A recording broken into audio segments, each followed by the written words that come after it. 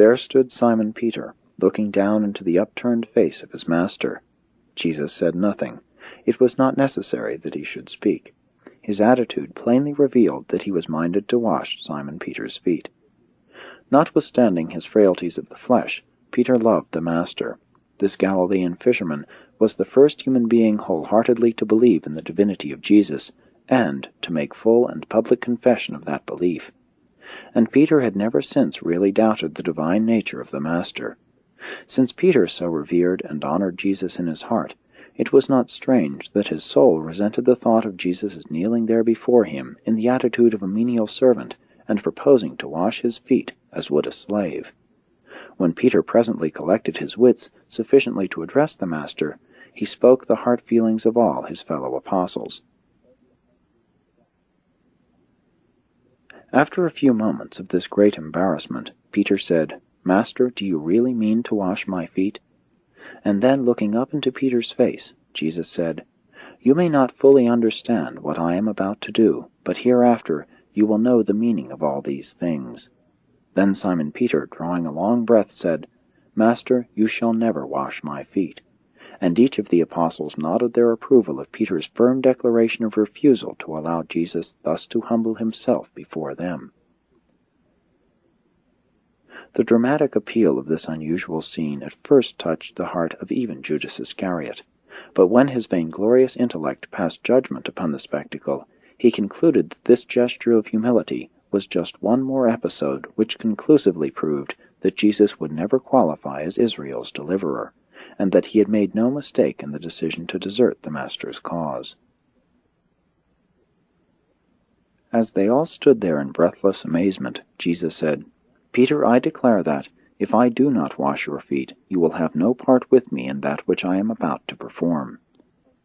When Peter heard this declaration, coupled with the fact that Jesus continued kneeling there at his feet, he made one of those decisions of blind acquiescence in compliance with the wish of one whom he respected and loved. As it began to dawn on Simon Peter that there was attached to this proposed enactment of service some signification that determined one's future connection with the Master's work, he not only became reconciled to the thought of allowing Jesus to wash his feet, but, in his characteristic and impetuous manner, said, "Then, Master, wash not my feet only, but also my hands and my head." As the Master made ready to begin washing Peter's feet, he said, "He who is already clean needs only to have his feet washed. You who sit with me tonight are clean, but not all. But the dust of your feet should have been washed away before you sat down at meat with me. And besides, I would perform this service for you as a parable to illustrate the meaning of a new commandment which I will presently give you." In like manner the Master went around the table in silence, washing the feet of his 12 apostles, not even passing by Judas. When Jesus had finished washing the feet of the 12, he donned his cloak, returned to his place as host, and after looking over his bewildered apostles, said, "Do you really understand what I have done to you? You call me Master, and you say well, for so I am. If then the Master has washed your feet, why was it that you were unwilling to wash one another's feet? What lesson should you learn from this parable in which the Master so willingly does that service which his brethren were unwilling to do for one another? Verily, verily, I say to you, a servant is not greater than his master, neither is one who is sent greater than he who sends him. You have seen the way of service in my life among you, and blessed are you who will have the gracious courage so to serve. But why are you so slow to learn that the secret of greatness in the spiritual kingdom is not like the methods of power in the material world? When I came into this chamber tonight, you were not content proudly to refuse to wash one another's feet, but you must also fall to disputing among yourselves as to who should have the places of honor at my table. Such honors the Pharisees and the children of this world seek, but it should not be so among the ambassadors of the heavenly kingdom. Do you not know that there can be no place of preferment at my table? Do you not understand that I love each of you as I do the others? Do you not know that the place nearest me, as men regard such honors, can mean nothing concerning your standing in the kingdom of heaven? You know that the kings of the Gentiles have lordship over their subjects, while those who exercise this authority are sometimes called benefactors. But it shall not be so in the kingdom of heaven.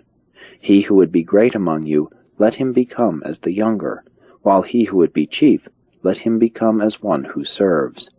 Who is the greater, he who sits at meat, or he who serves? Is it not commonly regarded that he who sits at meat is the greater?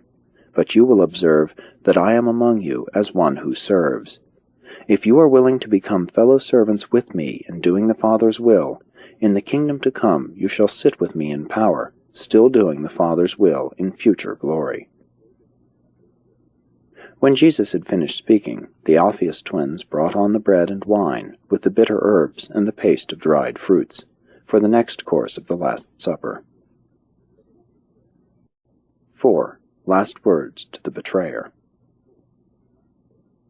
For some minutes the apostles ate in silence, but under the influence of the Master's cheerful demeanor, they were soon drawn into conversation, and ere long the meal was proceeding as if nothing out of the ordinary had occurred to interfere with the good cheer and social accord of this extraordinary occasion. After some time had elapsed, in about the middle of this second course of the meal, Jesus, looking over them, said, I have told you how much I desired to have this supper with you, and knowing how the evil forces of darkness have conspired to bring about the death of the Son of Man, I determined to eat this supper with you in this secret chamber, and a day in advance of the Passover, since I will not be with you by this time tomorrow night. I have repeatedly told you that I must return to the Father. Now has my hour come, but it was not required that one of you should betray me into the hands of my enemies. When the 12 heard this, having already been robbed of much of their self-assertiveness and self-confidence by the parable of the feet-washing and the Master's subsequent discourse, they began to look at one another, while in disconcerted tones they hesitatingly inquired, Is it I?